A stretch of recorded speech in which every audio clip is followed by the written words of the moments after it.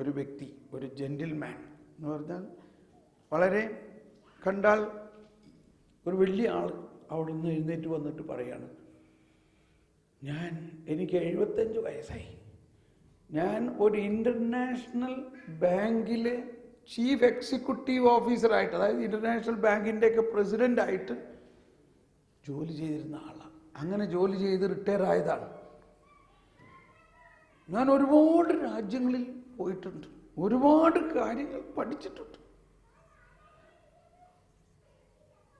ഒരുപാട് കാര്യങ്ങൾ പഠിപ്പിച്ചിട്ടുണ്ട്, ഒരുപാട് യൂണിവേഴ്സിറ്റികളിൽ പോയിട്ടുണ്ട്. പക്ഷേ ഇപ്പോൾ ഈ പഠിച്ച മാതിരി എൻ്റെ ജീവിതത്തിൽ ഇന്നേ വരെ ഞാൻ പഠിച്ചിട്ടില്ല.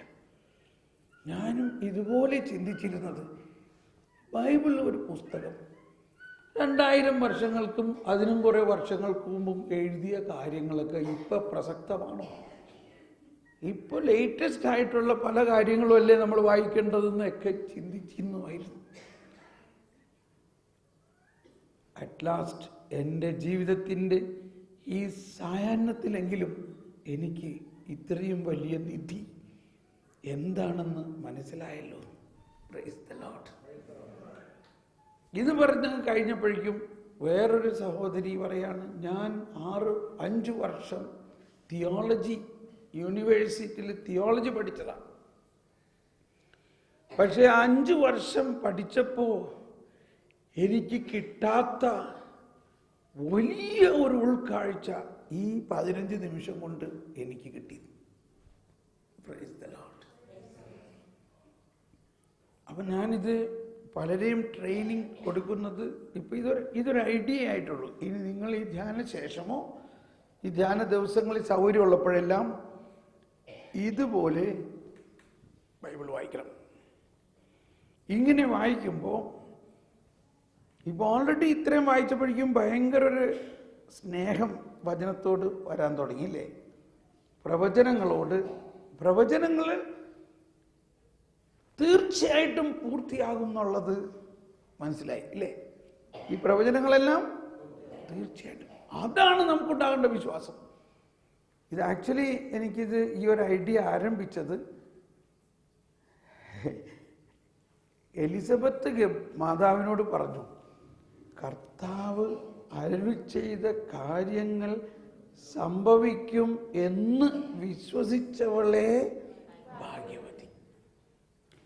അപ്പോൾ നമുക്കും ഉണ്ടാകേണ്ട വിശ്വാസം, ഞാനിത് എപ്പോഴും മാതാവിൻ്റെ മധ്യസ്ഥത്തിൽ പ്രാർത്ഥിക്കുന്നൊരു കാര്യം, എനിക്കും ഈ വിശ്വാസം, കർത്താവ് അരുളി ചെയ്ത ബൈബിളിലെ കാര്യങ്ങൾ മാത്രമല്ല, നമ്മൾ ഓരോരുത്തരോടും കർത്താവ് പലതും അരുളി ചെയ്യുന്നുണ്ടോ ഇല്ലയോ, അതും പൂർത്തിയാകും എന്ന് വിശ്വസിക്കണം. അതാണ് എനിക്കുള്ള ചില സമയത്തുള്ള ബുദ്ധിമുട്ട്. കർത്താവ് അങ്ങനെ പറഞ്ഞല്ലോ, എന്നിട്ട് ഇപ്പോഴും അത് പൂർത്തിയായിട്ടില്ലല്ലോ. ഒരുപാട് കാര്യങ്ങൾ പൂർത്തിയായിട്ടുണ്ട്, ചിലതൊന്നും പൂർത്തിയായിട്ടില്ല. അപ്പോൾ ഞാനിങ്ങനെ പ്രാർത്ഥിക്കുമ്പോൾ എനിക്ക് തോന്നുന്നത് ഞാൻ തന്നെ അത് ശരിക്കും വിശ്വസിക്കാഞ്ഞിട്ടാ. അപ്പോൾ ഞാൻ പറയാണ്, എനിക്ക് ആ വിശ്വാസം ശക്തമായിട്ട് തരണേ. കർത്താവ് അരുളി ചെയ്ത കാര്യങ്ങൾ, അപ്പോൾ കർത്താവ് എന്നോട് സംസാരിക്കുന്നുണ്ട്, ഞാനത് എഴുതി വയ്ക്കുന്നുണ്ട്, ഞാൻ വിശ്വസിക്കുന്നു അത് പൂർത്തിയാകുമെന്ന്. അപ്പോൾ അങ്ങനെ അതാണ് ഇനി പ്രാർത്ഥനയുടെ വേറൊരു തലം. അത് നമുക്ക് ഒരുപക്ഷെ പിന്നീട് എടുക്കാം, അല്ലെങ്കിൽ ഇപ്പം തന്നെ അത് മനസ്സിലായിക്കോ. നമ്മൾ പ്രാർത്ഥിക്കുമ്പോൾ അങ്ങോട്ട് കുറേ കർത്താവിനോട് പറഞ്ഞാൽ മാത്രം പോരാ, കർത്താവ് ഇങ്ങോട്ട് പറയുന്നത് കേൾക്കണം. അതൊരു പ്രാവശ്യം നമ്മൾ പറഞ്ഞു ഇല്ലേ? കേട്ടിട്ട് അത് എഴുതണം, അത് എഴുതിയിട്ട് അത് വിശ്വസിക്കണം, അത് വിശ്വസിച്ചിട്ട് പറയണം, കർത്താവേ ഇത് നീ നടത്തും. പെട്ടെന്ന് 2 കാര്യം വരുന്നത്. ഒന്ന്, സോളമൻ പ്രാർത്ഥിച്ചത് ഇങ്ങനെയാണ്. ഈ ജെറുസലേം ദേവാലയം ഉണ്ടാക്കുന്ന നേരത്ത് സോളമൻ്റെ ഇത്രയും വലിയ ദേവാലയം ഉണ്ടായിക്കഴിഞ്ഞു പറയാണ്, കർത്താവേ നീ എൻ്റെ പിതാവായ ദാവീദിനോട് പറഞ്ഞു ദേവാലയം ഉണ്ടാക്കുന്ന കാര്യം. അത് നീ തന്നെ നിന്റെ കരങ്ങളിലൂടെ പൂർത്തിയാക്കി. ഇത് സോളമനാണിത് കംപ്ലീറ്റ് പണിതത് ഇല്ലേ? പക്ഷെ സോളമൻ പറയുന്നില്ല ഞാനാ പണിതതെന്ന്. നീ തന്നെ നിന്റെ കരങ്ങളിലൂടെ പൂർത്തിയാക്കി. ജെറമിയായോട് പറയാണ്, ജെറമിയ 1:12 മറ്റും, ജെറമിയ നീ എന്താ കാണുന്നേ? ഞാനൊരു കാറ്റാടി വൃക്ഷം, എന്താ ഒരു വാച്ചിങ് ട്രീ എന്നാ പറയണത് ഇംഗ്ലീഷിൽ. I am seeing the branch of a watching tree. എന്താ അതിനകത്ത് എഴുതിയിരിക്കുന്നത്? ജാഗ്രതാ വൃക്ഷം. കാറ്റാടി. ഞാനൊരു ജാഗ്രതാ വൃക്ഷത്തിൻ്റെ ശാഖകളെ കാണുന്നു. എന്നിട്ട് പറയാണ്, അതെ നീ ശരിയായി തന്നെ കാണുന്നു. എന്നിട്ട് പറയാണ്, ഞാൻ അരുളി ചെയ്ത കാര്യങ്ങൾ പൂർത്തിയാകാൻ ജാഗ്രതയോടെ കാത്തിരിക്കുന്നു. ഒന്ന് വായിച്ചത്, ഒന്നെല്ലാവരും കരമുയർത്തിയേറ്റ് പറഞ്ഞ് വായിച്ചേ. കർത്താവ് അരുളി ചെയ്യുന്നു, നീ കണ്ടത് ശരി, എന്റെ വചനം നിവർത്തിക്കാൻ ഞാൻ ജാഗ്രതയോടെ കാത്തിരിക്കുന്നു. Praise the Lord. ഓക്കെ, നമുക്കൊന്ന് അപ്പോൾ ഇതുപോലെ നിങ്ങൾ വചനം പഠിക്കുമ്പോൾ നമുക്ക് ദൈവത്തിൻ്റെ വെളിപാടിൻ്റെ ഒരു അഭിഷേകം നമുക്ക് കിട്ടും. ഇത് ദൈവത്തിൻ്റെ വെളിപാടുകളാണത്. ആ വെളിപാടുകൾ കൃത്യസമയത്ത് പൂർത്തിയാകുമെന്നും, അപ്പോൾ ഈശോ തന്നെ ഈശോ മാമോദീസ കഴിഞ്ഞ് സെനഗോഗിൽ വന്ന് ആ പുസ്തകമെടുത്ത് തുറന്നപ്പോൾ തന്നെ കിട്ടിയതെന്താ? യേശയ്യ നമുക്കറിയാം. അത് വായിച്ചു കഴിഞ്ഞിട്ട് പറയുകയാണ്, ഇപ്പോൾ നിങ്ങൾ കേട്ടിരിക്കെ ഈ വചനം പൂർത്തിയായിരിക്കും. അതൊക്കെ എന്തൊരു വലിയ സംഭവമാണില്ലേ? ഇത് 725 വർഷം മുമ്പ് വരാനിരിക്കുന്ന ഈ യേശുവിനെ കുറിച്ച് പ്രവചിച്ച അത് കൃത്യമായി അപ്പോൾ പൂർത്തിയായ നിമിഷത്തെക്കുറിച്ച് അതീശോ അങ്ങ് പറയാണ്, ഇപ്പോൾ ഇത് പൂർത്തിയായിരിക്കുന്നു. അവിടെ ഇരിക്കുന്ന ആളുകൾക്ക് ഇത് കണ്ടിട്ട് വല്ലതും മനസ്സിലാവുന്നില്ല. അവർ ഭയങ്കര പ്രശ്നം ഉണ്ടാക്കി. കുറേ പേര്, ഇവനാരാ ഇങ്ങനെ പറയാനായിട്ട്? വചനം പൂർത്തിയായിരുന്നു. അപ്പം അതൊക്കെയാണ് അന്നുണ്ടായിരുന്ന വലിയൊരു പ്രശ്നം. അത് നമുക്കിനി വേറെ രീതിയിൽ ചിന്തിക്കാനുണ്ട്. ഓക്കെ, മറ്റൊന്ന് ഈശോയുടെ പീഠാനുഭവം. ഇത് ഞാൻ പ്രാവശ്യം പറഞ്ഞു കഴിഞ്ഞതാണ്. പ്രത്യേകിച്ച് സങ്കീർത്തനങ്ങളിൽ, യേശയ്യായിലും സങ്കീർത്തനങ്ങളിലും ഒരുപാട് സ്ഥലത്ത് ഈശോയ്ക്ക് വരാനിരിക്കുന്ന ഈ പീഠാനുഭവത്തിൻ്റെ വളരെ വിശദമായിട്ട് അവൻ അടിച്ചവർക്ക് പുറവും തടിമീശ പറിച്ചവർക്ക് കവിളുകളും കാണിച്ചു കൊടുത്തു എന്ന് യേശയ്യായിൽ എഴുതിയിരിക്കുന്നത് ചുമ്മാ ഒരു ഐഡിയ അല്ല. ഈശോ പിലാത്തോസിൻ്റെ അവിടെ നിന്ന് ഇറങ്ങുമ്പോൾ പിലാത്തോസ് ഇതൊക്കെ ചെയ്യാൻ പോകുകയാണെന്ന് നല്ല കൃത്യ നിശ്ചയമുണ്ട്. ഇനി അടിച്ചവർക്ക് പുറം ആ വചനം പൂർത്തിയാകേണ്ട സമയമായി. ഇതായിരുന്നു ഈശോയുടെ ചിന്ത മുഴുവനും. അടിച്ചവർക്ക് പുറവും താടിമീശ പറിച്ചവർക്ക് കവിളുകളും എന്നും പറയല്ല. അടി തുടങ്ങി പുറത്ത് അടിച്ചടിച്ച് താടിമീശ പറിച്ചവർക്ക് താടിമീശയൊക്കെ പിടിച്ച് വലിച്ച് പറിച്ചു എന്നാ പറയണേ. മുഖത്ത് തുപ്പലുകളിൽ നിന്നും നിന്ദനത്തിൽ നിന്നും മുഖം തിരിച്ചില്ല. അപ്പൊ ഇതെല്ലാം ആ വചനം, തുപ്പലിൽ നിന്നും മുഖം തിരിച്ചില്ല. ആരാ എന്നെ തുപ്പാൻ വേണ്ടി നിയോഗിച്ച് എന്ന് പറയല്ല, മുഖത്തങ്ങ് കാർപ്പിച്ച് തുപ്പാൻ തുടങ്ങാൻ. അപ്പൊ ഈശോ പ്രൈസ് ദി ലോർഡ്, ആ വചനം പൂർത്തിയായി. ഇങ്ങനെ ചിന്തിക്കാൻ പറ്റുമോ? ഇതാണ് നമ്മുടെ ജീവിതത്തിലും നമ്മൾ സഹിക്കുമ്പോൾ ചിന്തിക്കേണ്ടത്. ഇപ്പം നമ്മൾ സഹനത്തെക്കുറിച്ച് ഇന്നലെ കുറച്ച് പറഞ്ഞു. അതിൻ്റെ തുടർച്ചയായിട്ട് മനസ്സിലാകേണ്ടത് യേശുക്രിസ്തുവിൽ വിശ്വസിക്കാൻ വേണ്ടി മാത്രമല്ല, അവനോട് കൂടെ സഹിക്കാൻ കൂടി, അവനോട് കൂടെ സഹിക്കാൻ കൂടി, അവന് വേണ്ടി സഹിക്കാൻ കൂടിയുള്ള അനുഗ്രഹമാണ് ഇത്. വളരെ കൃത്യമാണ്. ഇങ്ങനെ തന്നെ സംഭവിച്ചുകൊണ്ടിരിക്കുന്നു. പക്ഷെ നമ്മൾ എന്തോ വിശ്വാസത്തിൻ്റെ ഒരു തെറ്റിദ്ധാരണയാണ്. എന്തെങ്കിലും ഒരു പ്രശ്നം വീട്ടിലുണ്ടായാൽ ഉടനെ ഒന്നില്ലെങ്കിൽ അത് പിശാചിന്നാകുമെന്ന് പറയും, അല്ലെങ്കിൽ അത് പൂർവ്വശാപമാണെന്ന് പറയും, അല്ലെങ്കിൽ ഇത് അവളുടെ കുറ്റമാണ്, ഇവൻ്റെ കുറ്റമാണ്, നിൻ്റെ തന്തയുടെ കുഴപ്പമാണ്, നിൻ്റെ തന്തയുടെ വീട്ടുകാരുടെ കുഴപ്പമാണ്, ഇങ്ങനെ പറഞ്ഞ് ആ സഹനത്തിൻ്റെ രക്ഷാകര മൂല്യത്തെ നമ്മൾ മനസ്സിലാക്കുന്നില്ല.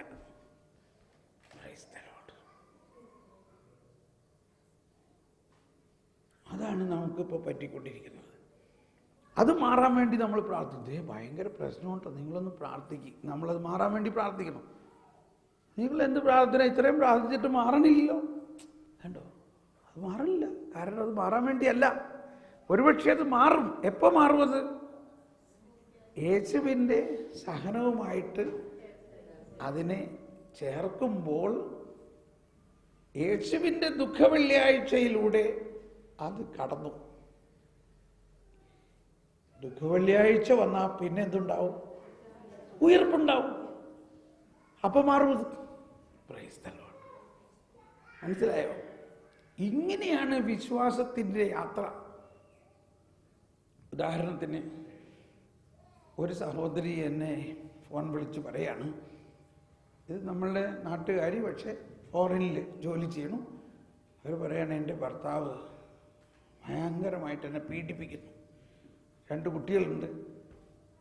അപ്പോൾ എനിക്ക് ഒരു നിവൃത്തിയില്ല, എങ്ങനെ ജീവിക്കും, എങ്ങനെ മുന്നോട്ട് പോകുന്നുള്ളതിന് ഒരു ഐഡിയയും കിട്ടുന്നില്ല. എന്നിട്ട് പറയാം, ഞാൻ ഒരുപാട് കൗൺസിലേഴ്സിനോടും അച്ഛന്മാരോടും എല്ലാം ഇതിനെക്കുറിച്ച് ചോദിക്കുമ്പോൾ പലരും അവസാനം പറഞ്ഞേക്കണത്, നീ കുറേ നാളത്തേക്കെങ്കിലും അവരിൽ നിന്ന് മാറി താമസിക്കും. പക്ഷെ എനിക്ക് അതും പറ്റില്ല. എന്ത് ചെയ്യും?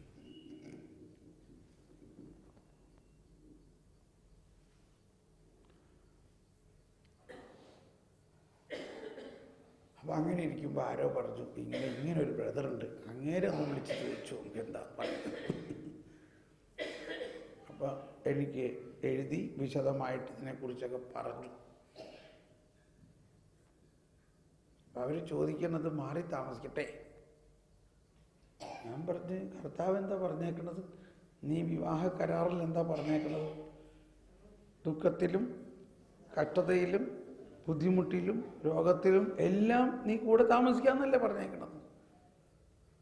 പക്ഷെ എനിക്ക് പറ്റണില്ല. അത് വേറെ കാര്യം. മാത്രമല്ല, ഇതൊക്കെ ഇപ്പോൾ പുറം നാട്ടിലുള്ള പ്രശ്നങ്ങൾ. ഇങ്ങനെ കുറേ പ്രശ്നം ഉണ്ടാകുമ്പോൾ അങ്ങ് മാറി താമസിക്കും. മാറി താമസിച്ചു കഴിഞ്ഞാൽ പിന്നെ അതിലും വലിയ പ്രശ്നമാവും. പ്രശ്നങ്ങൾ വേറെ തരത്തിലാവും. ഇനി അത് നമ്മളിപ്പോൾ ഇവിടെ പറയണ്ട, ഇല്ലേ? അപ്പോൾ ഈ പോയിന്റിൽ ഞാൻ പറഞ്ഞു, നീ യേശയ്യായുടെ പുസ്തകം വായിച്ചിട്ടുണ്ടോ? പിന്നെ അപ്പോൾ അവൾ സംസാരിച്ചു വന്നപ്പോൾ ഇതൊക്കെ വായിച്ചിട്ടുണ്ട്. ഏത്? യേശയ്യായിലും സങ്കീർത്തനങ്ങളിലും ഈശോയുടെ സഹനത്തെക്കുറിച്ച് പറഞ്ഞതൊക്കെ വായിച്ചിട്ടുണ്ടാണ്. അപ്പം ഞാൻ പറഞ്ഞു, യേശയ്യാ 50-ാം അധ്യായത്തിൽ 6-ാമത്തെ വചനം. പക്ഷെ അതെനിക്ക് എപ്പോഴും തെറ്റിപ്പോണ്ട്. 50 51 50 തന്നെയല്ലേ? മതി. കർത്താവിൻ്റെ ദാസൻ. അപ്പം ഇവിടെയാണ്.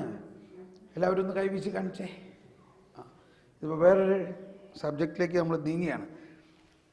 അപ്പം ഇവിടെ കർത്താവിൻ്റെ ദാസൻ 3 എഴുതിയേക്കണം, ഇല്ലേ? ഇങ്ങനെ കർത്താവിൻ്റെ ദാസൻ 1, കർത്താവിൻ്റെ ദാസൻ 2, കർത്താവിൻ്റെ ദാസൻ 3, കർത്താവിൻ്റെ ദാസൻ 4. ഇങ്ങനെ 4 ഗീതങ്ങൾ, പ്രവചന ഗീതങ്ങൾ എന്ന് വേണമെങ്കിൽ പറയാം. അത് 4ഉം യേശുവിനെ കുറിച്ച് കൃത്യമായി പറഞ്ഞിരിക്കുന്നതാണ്. ഇത് 4ഉം നമ്മൾ വായിക്കണം.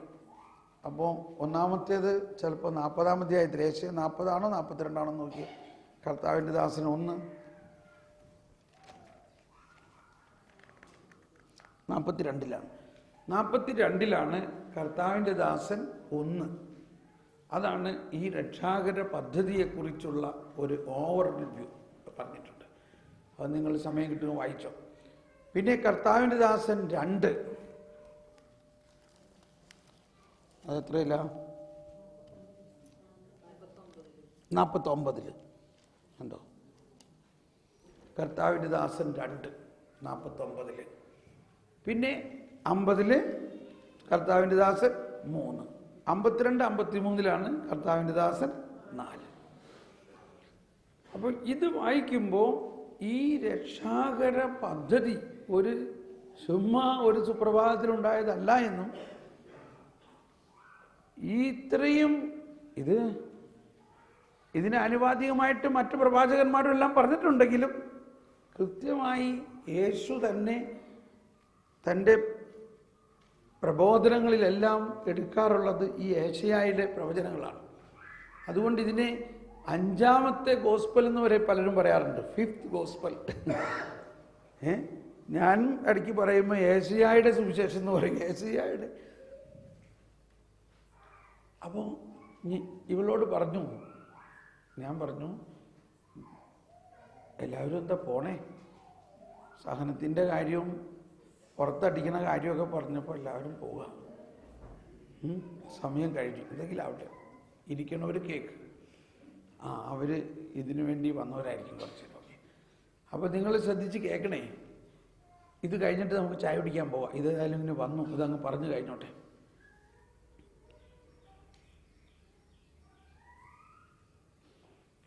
യേശുക്രിസ്തുവിൽ വിശ്വസിക്കാൻ വേണ്ടി മാത്രമല്ല, അവനു വേണ്ടി അവനോടൊത്ത് സഹിക്കാൻ കൂടിയുള്ള അനുഗ്രഹമാണ് നൽകിയിരിക്കുന്നത് എന്നുള്ളത് അക്ഷരം പ്രതി കൃത്യമാണ്. അപ്പം ഞാൻ അവളോട് പറഞ്ഞു, നീ ഈ ഭാഗം ഒന്ന് വായിച്ച്, ഏശയ്യാ 50:6. ഇതിപ്പോൾ നമ്മൾ പ്രാവശ്യം പറഞ്ഞു കഴിഞ്ഞു, എങ്കിലും ഒന്ന് വായിക്കാം. അടിച്ചവർക്ക് പുറവും വായിച്ചേ. അടിച്ചവർക്ക് പുറവും താടിമീശ പറിച്ചവർക്ക് കവിളുകളും ഞാൻ കാണിച്ചു കൊടുത്തു. നിന്നയിൽ നിന്നും തുപ്പലിൽ നിന്നും ഞാൻ മുഖം തിരിച്ചില്ല. ദൈവമായ കർത്താവ് എന്നെ സഹായിക്കുന്നതിനാൽ ഞാൻ പതറുകയില്ല. ഇത്രയും പറഞ്ഞു. ഞാൻ പറഞ്ഞു, ഇതിനെ നീ മുറുക്കെ പിടിക്കുക. ഇത് യേശുവിനുണ്ടാകാനിരിക്കുന്ന സഹനത്തെക്കുറിച്ച് മാത്രമല്ല, യേശുവിൽ വിശ്വസിക്കുന്ന ഓരോരുത്തർക്കും ഇത് അനുഭവമാകും. അത് ഇത്തിരി ബുദ്ധിമുട്ടാണ് മനസ്സിലാക്കാൻ. യേശു എല്ലാ സഹനവും എടുത്തു കഴിഞ്ഞില്ലേ, പിന്നെ നമ്മളെന്തിനാ അനുഭവിക്കണേ? ഇങ്ങനെയൊക്കെയുള്ള ചോദ്യങ്ങളാണ് പലരും പറയാറുള്ളത്. ഇത് പലരും പ്രസംഗിക്കാറുണ്ട്. സഹനങ്ങളൊക്കെ യേശു എടുത്തു കഴിഞ്ഞു, ഇപ്പം നമ്മൾ സഹിക്കേണ്ട ആവശ്യമില്ല. ഇതാണ് വേറൊരു സുവിശേഷം, വേറൊരു വചനപ്രഘോഷം. പക്ഷേ യേശു അനുഭവിച്ച സഹനം, യേശു ഒരിക്കൽ അനുഭവിച്ചത് എന്നേക്കുമായിട്ടാണ് അനുഭവിച്ചത്. യേശു അനുഭവിച്ചത് മുഴുവനും അന്ന് ജീവിച്ചിരുന്ന ആളുകൾക്ക് വേണ്ടിയായിരുന്നോ? മാത്രമല്ലായിരുന്നു, എന്നും ജീവിക്കുന്ന ആളുകൾക്ക് വേണ്ടിയാണ്. മാത്രമല്ല, യേശു അനന്തനാണ്, നിത്യദൈവമാണ്, നിത്യപുരോഹിതനാണ്. ആ നിത്യമായ സഹനമാണ് യേശു എടുത്തത്. അപ്പോൾ ഇതാണ് ഇനി ജ്ഞാനവും സഹനവും കൂടി കലർത്തുമ്പോഴേ ഇത് മനസ്സിലാവുള്ളൂ കേട്ടോ. ഇനി മനസ്സിലായില്ലെങ്കിൽ ആർക്കെങ്കിലും മനസ്സിലായില്ലെങ്കിൽ കുറച്ചുകൂടി ജ്ഞാനത്തിന് വേണ്ടി പ്രാർത്ഥിച്ചാലേ മനസ്സിലാവുള്ളൂ. ഞാൻ അവളോട് പറഞ്ഞു, ഇത് ഞാനപ്പോൾ ഈ യേശുവിനെ ആശ്വസിപ്പിക്കുന്ന കാര്യം എന്നല്ല നമ്മൾ പറഞ്ഞല്ലോ. ആരെങ്കിലും എന്നെ ആശ്വസിപ്പിക്കാനുണ്ടോ? ഏത് ഈ ചേട്ടത്തടിക്കണ നേരത്തും എല്ലാം ഈശോയുടെ വേറൊരു വശം ഒരാശ്വാസത്തിന് വേണ്ടിയുള്ളൊരു വശമാണ്. അതും ഇന്ന് തുറന്നുകൊണ്ടിരിക്കുകയാണ്. ഇത് പറഞ്ഞപ്പോൾ അവൾക്ക് എന്തോ ഒരു സ്പർശനമായി. അവൾ പറഞ്ഞു, അപ്പം ഞാൻ അടി കൊള്ളുകയാണെങ്കിൽ അത് ഈശോന് ആശ്വാസമാകുന്നോ? അതാണ് അതിൻ്റെ അർത്ഥം. ഇങ്ങനെ ആരെങ്കിലും പറഞ്ഞു തരുമോ? ഇങ്ങനെ നമ്മൾ ഉദ്ദേശിക്കുന്നുണ്ടോ? സാധാരണഗതിയിലില്ല. ഞാൻ പറഞ്ഞ് നീ ഒരു ദിവസം ഒരു ട്രയലായിട്ടൊന്ന് നോക്ക്. പക്ഷെ അവൾക്ക് അപ്പോഴേ തന്നെ ഒരു സന്തോഷമാകാൻ തുടങ്ങി. ഞാൻ ഈ അടി സ്വീകരിക്കുകയാണെങ്കിൽ ഈശോസം ആശ്വാസം. എങ്ങനെയാണെങ്കിൽ ആശ്വാസമാവും? അത് യേശുവിൻ്റെ സഹനത്തിൻ്റെ ഒരു ഭാഗമാണെന്നും അതിലൂടെ യേശുവിനെ ആശ്വസിപ്പിക്കുകയാണെന്നും അത് ഈ വചനത്തിൻ്റെ പൂർത്തീകരണമാണെന്നും. അപ്പോൾ ഈ വചനം ആരിലൊക്കെ പൂർത്തിയാകുന്നു? യെശയ്യാ 700 വർഷങ്ങൾ, ക്രിസ്തുവിന് 750 വർഷം മുമ്പ് പറഞ്ഞ വചനം ക്രിസ്തുവിൽ പൂർത്തിയായത് ക്രിസ്ത്യാനിയിൽ പൂർത്തിയാകണം.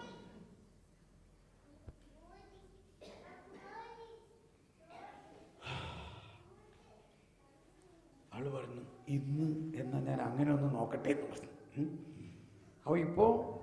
അപ്പോൾ ഞാൻ പറഞ്ഞു ഇപ്പോൾ നീ ഇപ്പോഴേ നിനക്കറിയാം ഇന്ന് വൈകുന്നേരം അദ്ദേഹം വരുമ്പോൾ അടി കിട്ടുമെന്ന് അറിയാമോ? അറിയാം, അടി കിട്ടും, തീർച്ചയായിട്ടും കിട്ടും. എങ്കിൽ ഇപ്പം തന്നെ മുൻകൂർ അതിന് ഈശോയ്ക്ക് കൊടുക്കാം. കർത്താവേ, ഇന്ന് എനിക്ക് കിട്ടാൻ പോകുന്ന കാര്യം അതാണ്. യേശു സഹനത്തെക്കുറിച്ച് എപ്പോഴും പറഞ്ഞുകൊണ്ടിരുന്നത്. യേശു പറഞ്ഞുകൊണ്ടിരുന്നത് എനിക്ക് ജെറൂസലേമിലേക്ക് പോകണം, അവിടെ ആൾക്കാരെന്നെ അടിക്കാൻ നോക്കി നിൽക്കുകയാണ്, അതുകൊണ്ട് ഞാൻ വേഗം പോകണം. ഇങ്ങനെ ഏതെങ്കിലും മതസ്ഥാപകർ പറഞ്ഞിട്ടുണ്ടോ? അവിടെ എന്നെ തല്ലാൻ ആൾക്കാർ നോക്കി നിൽക്കുകയാണ്, അതുകൊണ്ട് ഞാൻ വേഗം പോകണം.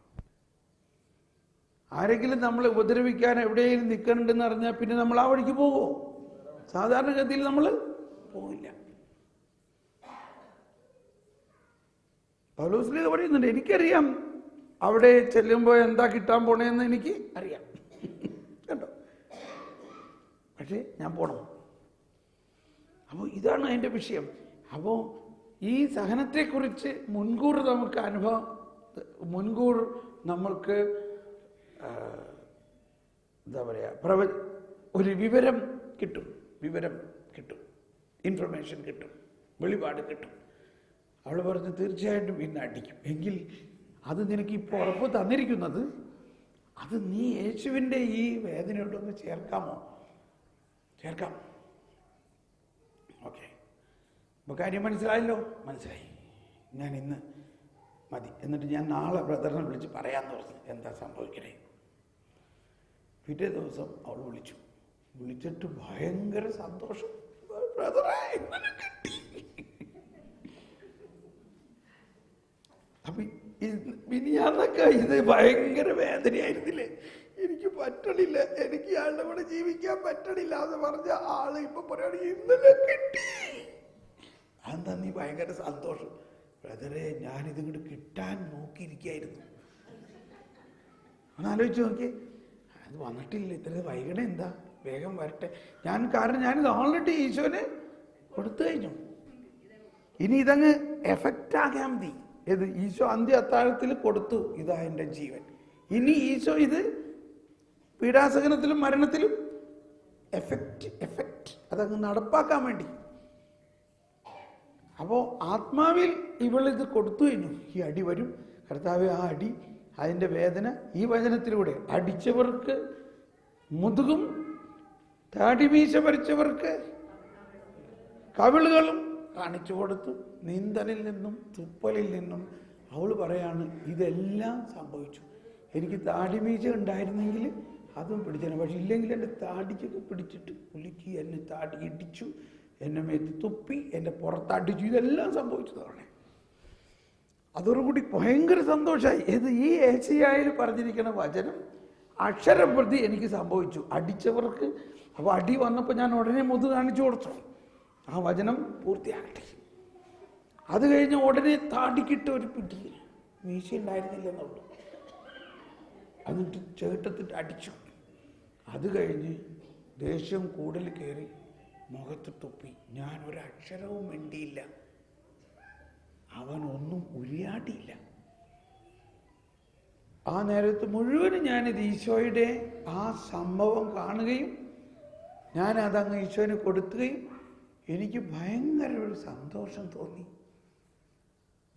അത് കഴിഞ്ഞിട്ട് ഇതാണ് അതിൻ്റെ വേറൊരു വലിയ പ്രത്യേക കാര്യം. അപ്പോൾ എൻ്റെ ഇടത് കണ്ണിൻ്റെ ഈ കോർണറിലൂടെ ഞാൻ കണ്ടു, ഒരു ദർശനത്തിൽ എന്ന പോലെ പിശാച് ചമ്മി എൻ്റെ വീട്ടിൽ നിന്ന് പുറത്തു പോണത് കണ്ടു.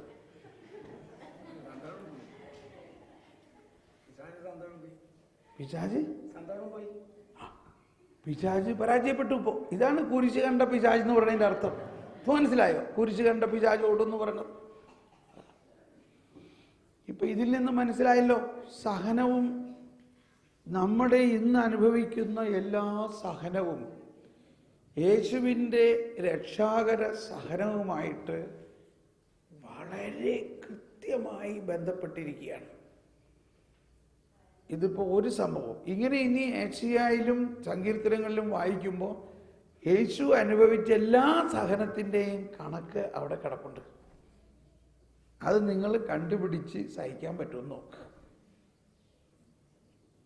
Praise the Lord. നമുക്കൊന്ന് സ്തുതിച്ച് പ്രാർത്ഥിക്കാം. അതോടൊപ്പം നമ്മുടെ ജീവിതത്തിൽ അനുഭവിച്ചിട്ടുള്ള പ്രത്യേകിച്ച് തിരസ്കരണങ്ങൾ എന്നിട്ട് പ്രാർത്ഥിക്കാം. എന്നിട്ട് ഒന്ന് സ്തുതിച്ച് പ്രാർത്ഥിക്കുമ്പോൾ പുസ്തകം എല്ലാം താഴെ വെച്ചിട്ട് ഒന്ന് ഫ്രീ ആയിട്ട് ഒന്ന് പെട്ടെന്ന് നമ്മളുടെ ജീവിതത്തിൽ അനുഭവിച്ചിട്ടുള്ള കാരണം കൂടാതെ അവരെന്നെ കുറ്റപ്പെടുത്തി ഇങ്ങനെയുള്ളതെല്ലാം ഒന്ന് മനസ്സിൽ കൊണ്ടുവന്നിട്ട് ഒന്ന് സ്തുതിച്ച് അതങ്ങ് ഇപ്പോൾ തന്നെ ഇതുവരെ സംഭവിച്ചതെല്ലാം ദൈവമേ അങ്ങ് അറിഞ്ഞുകൊണ്ടാണ്, അങ്ങയുടെ സഹനത്തിൻ്റെ വിവിധ ഭാഗങ്ങളായിരുന്നു, അതെല്ലാം അങ്ങയുടെ കരങ്ങളിൽ നിന്ന് സ്വീകരിച്ച് അങ്ങയുടെ സഹനത്തിനോട് ചേർക്കുന്നു. അങ്ങനെ നമുക്കൊന്ന് ചിന്തിച്ച് പ്രാർത്ഥിച്ച് സ്തുതിക്കാം. യേശുവേ സ്തോത്രം, യേശുവേ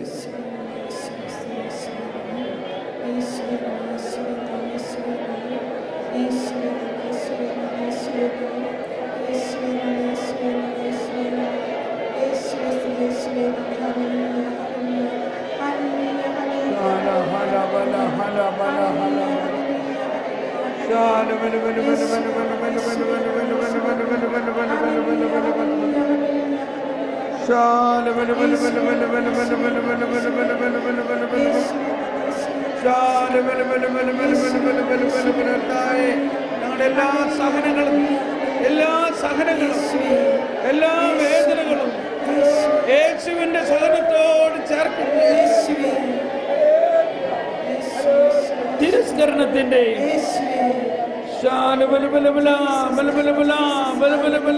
രക്ഷാകര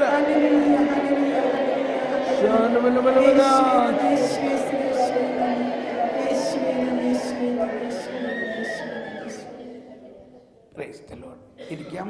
നമ്മൾ ഒരു ചെറിയ ഇടവേള, അരമണിക്കൂർ. ചായ കുടിക്കുന്ന കാര്യം മറന്നുപോയി. 4 മണി 5 പ്രൈസ് ദി ലോർഡ്. അപ്പോൾ എന്നാൽ പോയി വേഗം ചായ കുടിച്ച് നമ്മൾ 3 മണിക്കല്ലേ വന്നുള്ളൂ, കുഴപ്പമില്ല. നമുക്ക് അരമണിക്കൂർ ബ്രേക്ക്, എല്ലാവരും പോയിട്ട് ചായ കുടിച്ചിട്ട് അരമണിക്കൂറിനകത്ത് വായും കേട്ടോ. ഈ സമയത്ത് നിങ്ങൾ സംസാരിക്കാതിരിക്കുകയാണെങ്കിൽ നന്നായിരിക്കും.